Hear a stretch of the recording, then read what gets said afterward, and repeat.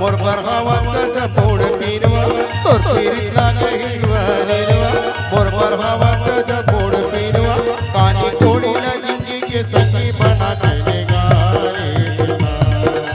ए पतेरी की जिंदगी के बिना बहाने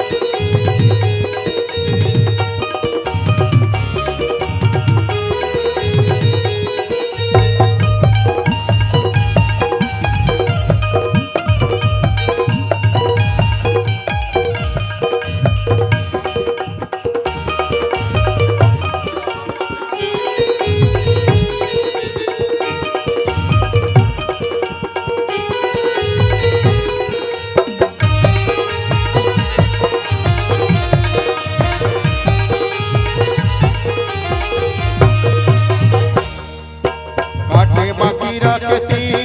पाकी वो ये पतरे पाकी वो काटे बाकी रखती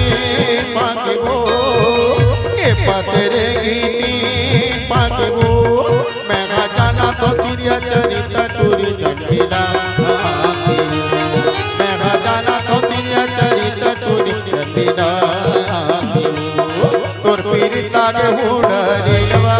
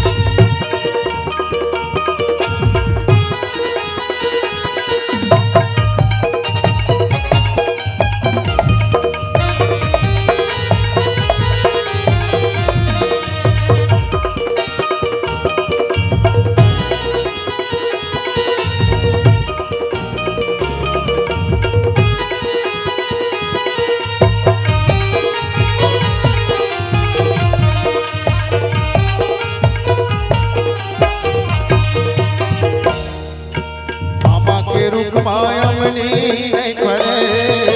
ये पतरे अमली नहीं परे आमा के रूप में अमली नहीं परे ये पतरे अमली नहीं परे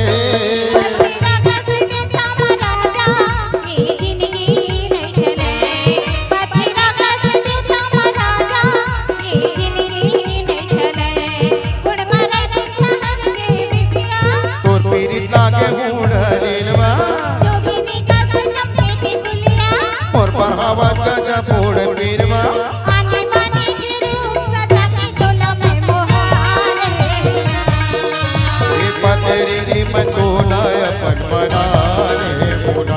अपन बना